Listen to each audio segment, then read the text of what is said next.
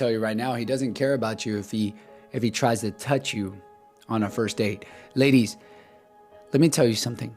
Before a man wants to get to know you, he's going to ask you the right questions and get to know you emotionally. But when a man starts physically touching you, first of all, on a first date, it's so uncomfortable on a first date. If he is being a gentleman and he's being respectful and he's asking the right questions, this is a good man. But the moment his hand touches any part of your body, this man doesn't care about what you think. All he wants to do is get you to bed as soon as possible, sweetheart. Whatever you're saying is going 1 year out the other. And you want me to know? You want me to tell you how I know? Ask him a couple questions and ask him what your first name is. I guarantee you he's not going to remember. Ladies, y'all got to make sure you know what they're really looking for. Is it physical, emotionally? You're looking for a husband. You're not looking for a one-night stand. So please, take care of yourselves out there. Don't let a man touch you. If a man respects women, it doesn't matter how soon y'all did it. And if a man does not respect women, it don't matter how long you made him wait. Make sure you know how he feels about women, and there's no better way to find that out than to ask him how he feels about his mother. Here are the 3 biggest giveaways that the man that you're on a date with embodies the toxic masculine, and how to know by the end of the first date. By the end of this, you're going to feel like a human X-ray and you'll be able to see right through him. This will save you a tremendous amount of time, energy, and heartache and help you to attract a healthy masculine man as fast as possible. Red flag number 1, how much does he talk about himself? If you find that you're on a date with a man who isn't asking you many questions and instead he's talking about himself, boasting, and really over bragging about his accomplishments, the chances are you are actually on a date with a man who's incredibly insecure. The toxic masculine man feels in a constant deficit and like he needs to prove himself to the woman, where a man in his healthy masculine is curious, interested, and authentically intrigued in who you are and wants to learn more about you. Red flag number 2, you feel strangely insecure around him. Now, I'm not talking about the regular nerves that happen on any first date, but you feel really insecure, self-conscious, and even small around him. You may even notice that you feel a pit in your stomach. It's very common for men with toxic masculine traits to project superiority and to make the people around them, through their language and their energy, feel less than them, because deep down on the inside, they feel less than everybody around them. Whereas a man in his healthy masculine energy will make you feel safe and make you feel right at home and fully accepted for who you are. And red flag number 3, and this is where the toxic masculine commonly slips up. Pay close attention to how they treat the people that are around them, especially people in the service industry, and then also how they talk about the people who aren't around. If they can't stop gossiping about people who aren't there and they're intimidated by other men in their environment and they're making comments about them, or they're treating the servers poorly, this is a huge sign that they have toxic masculine traits. A man knows if you are the one for him. Why am I saying this? I was talking to my best friend.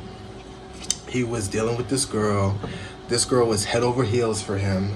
I liked her, by the way. She was great. I actually loved her. He called it off. They've been together for 2 years. And I said, bro, why would, what happened? Like, she was devastated. He was telling me she was crying on the phone, like, I love you, and what happened. And he said to me, when I got with her, that's what she wanted. I gave her what she wanted. But she does not qualify for what she needs, and I'm not giving her what she needs. I'm giving who I'm supposed to be with what she needs. When I heard that, I was like, I'm not even her, bro, and I'm offended.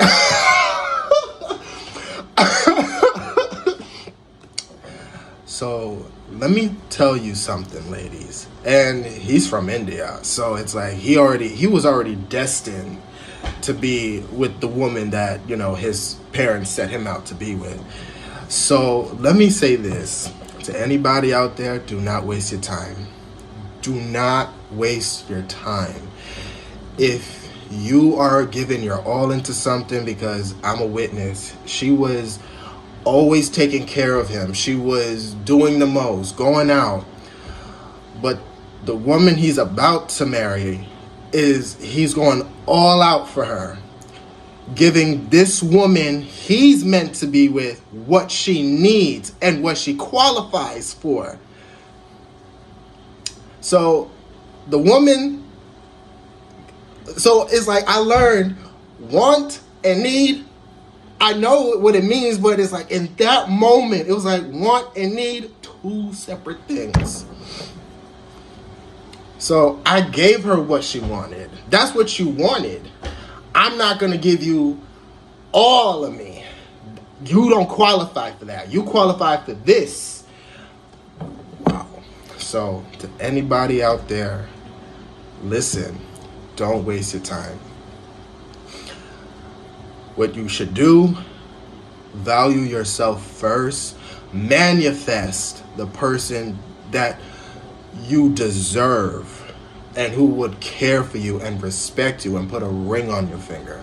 Because I tell you, don't run after someone who's running away from you.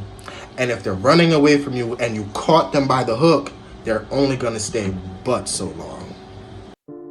How to get a man to respect you. Honestly, ladies, by first making him aware of your value, and then making him aware of how you want to be treated. A man that's serious about you, a man that really wants you, all he really wants to know is how to treat you. Because all he wants to do is just please you.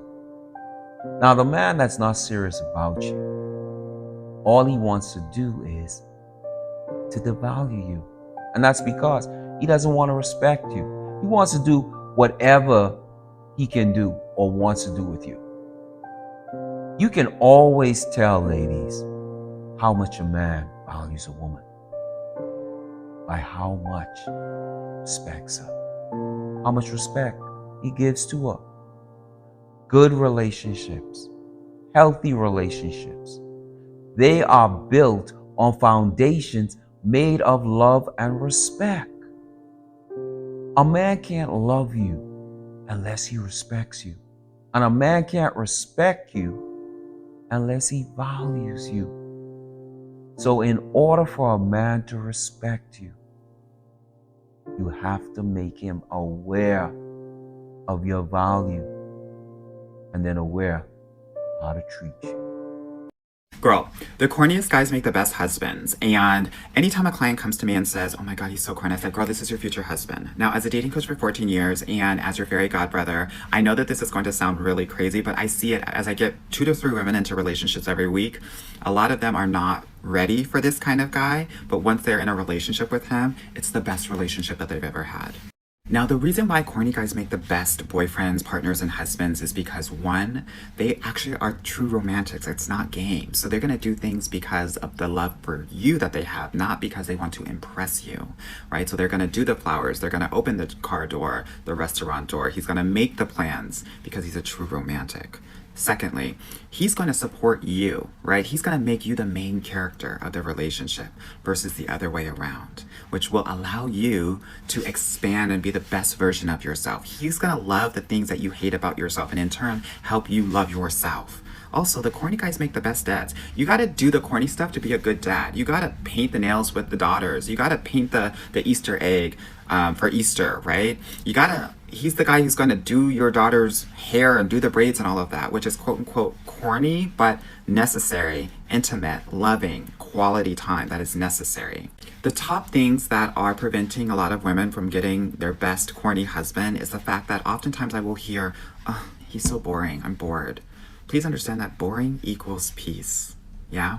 And that a lot of us are used to being on a roller coaster ride in a toxic relationship where there's highs and there's lows, and that feels like excitement. But when you're on a roller coaster, girl, please understand that you're going to get sick after a while, and it always leads to the same place and you don't go anywhere. I would much rather be on an Amtrak train going to a destination with great views and some Wi-Fi, right? The work on boredom is making sure that you're stepping into your main character energy so that you're never bored. Number 2, a lot of us are used to chasing. A lot of us are used to investing. That's how we connect. Please understand that that often comes from a bonding pattern we get from our parental units, which means that we're gonna have to unlearn how to do that so that we're not overly invested. Because oftentimes what happens is, because you don't have to invest in a guy, you won't feel the attraction. And the fact that he's investing so much in you, you're gonna actually be turned off from that because you're gonna be like, well, why does he like me so much? Girl, he likes you because you're worthy of being liked. Right? And we have to learn how to allow and accept and receive love. That's the work. Thirdly, branding. Most of us have a certain reputation, and this corny guy might not align with our quote unquote brand, and we're gonna have to let our brand go in love, right? Most of us are dating based on what our mothers want, based on what our best friends want for us, and the opportunity for you is learning how to date for yourself. I will take a Phil Dunphy from Modern Family, a Randall Pearson from This Is Us, a Ned Flanders from The Simpsons, Carl Winslow from Family Matters, Uncle Phil from Fresh Prince of Bel-Air, the dad from Sister Sister, Barney Rubble, Gomez Adams from The Addams Family, any guy from PBS, LeVar Burton, Mr. Rogers, any of those corny guys, because they're going to make the best husbands. What corny TV husband do you love the most? Ladies, listen. Take your time with these guys. When you're on these dating sites and you're trying to meet people. And this is the reason why I say this, right? Don't be so in a rush to have a good time. Don't be so in a rush to take a trip with somebody. Don't be so in a rush to post a picture on Facebook that you're in a relationship. The problem with women is y'all do not take y'all time to check these guys out. Even on the phone, you think you can ask all the questions, and depending on how you answer the questions, get you to the next step. Do you really believe a dude is a abuser, and you ask him, have you ever hit a woman before, he's going to actually tell you the truth? Believe nothing that the man says in the beginning. I'm just being honest, because of you don't know us. And so when you start asking the questions, we have to do one thing right: answer the question right. And you have your mind what you want it to be, but just because we answer right still don't mean you don't know us. So take your time, be patient. And I'm going to tell you this, listen real closely. Watch everything that he do, listen to everything that he says. Do not have your mind what you want to see. See what you see. Here's why I say that. In a relationship you ever been in, you had a guy that was cheating. You knew he was cheating even though you didn't see everything. So if you knew he was cheating, and the reason why you didn't notice at the time because you was in love. You saw the things, but your feelings, your emotions, when you asked him, he said, no, this is not it, this is that. So you believed him even though you saw it. So I realized that God always show us, but sometimes we're so caught up into how we want to see it, how we want to receive it. And you can't do that. Believe everything you see. If a dude talk about, his baby mom and he's bitching about this and that, believe it. That's his character. Meaning that if you ever get on his bad side, he'll do the same thing to you. Now, you might be thinking, well, that's not towards me right now. It's towards whoever he's fussing at. But this is his character. Believe everything you see. Y'all need to start checking out these guys' background. Ask about his mother and father. Does everyone got a pattern, even you? You just have to be patient, but it requires you observing a lot, listen to him talk, and make sure that his actions line up with the stuff that he says. But you gotta be patient. Y'all try to see it too quick. And then some things you think is a red flag is not a red flag because you're damaged by the other person, so you're scared all over the place and you don't know, then you get fooled again because this guy did everything right. Guys will do what they have to do to get the job. Remember that. But in the beginning, and every guy can vouch for this, we would do what we have to do. That's the whole thing. We're trying to feel you out. We're trying to figure out what to say. So we'll do what we have to do to get the job. But you need to be patient. Sometimes it could be 3 or 4 or 5 months before you actually see who the person is. It doesn't matter who been, because if a person will call you back tomorrow, in this day and time, hell, you meet somebody today, you don't know what's going on in their personal life. You haven't gained the assets to me to be calling you every day yet, because I might have things that's more important to you right now. But y'all think because the guy's giving you attention at the moment, oh yeah, he's consistent. He called me today, tomorrow, so he really won't. No, he don't. He's just trying to get the job. Now, it doesn't mean it's always necessarily true. But I'm just saying that most of the time that is the case, you don't know. But you start asking different questions, and you can't do it all at one time. You got to kind of spread these questions out a little bit. Spread it out, and then, here and there, listen to them talk, blah, blah, blah. So let me ask you, how your relationship is with your mom? Because I really found out that most kids that have bad relationship with their mom, as far as men, they're going to have a bad relationship with women, because that's his experience. That's just what it is. Now, maybe not always the case, because sometimes it's still going to affect you either way. Either it's going to affect him good way, if he had a bad mother, or a bad way. But most of the time, we kind of mimic and fall into the same thing that we're used to seeing. So anyway, that's the message for today. I just want to say, ladies, take your time when you're dating these guys. This is an important decision. You're trying to find this person that's going to be in your household, the person that's going to know your social security number, your bank. Take your time. Do not try to rush into these, we're going to go on a trip, let's have a good time. I want to go out, I want to have a good time. You can get lost in that, and you fall in love with the wrong person having a good time. And that's the truth, all right? Other than that, y'all, peace.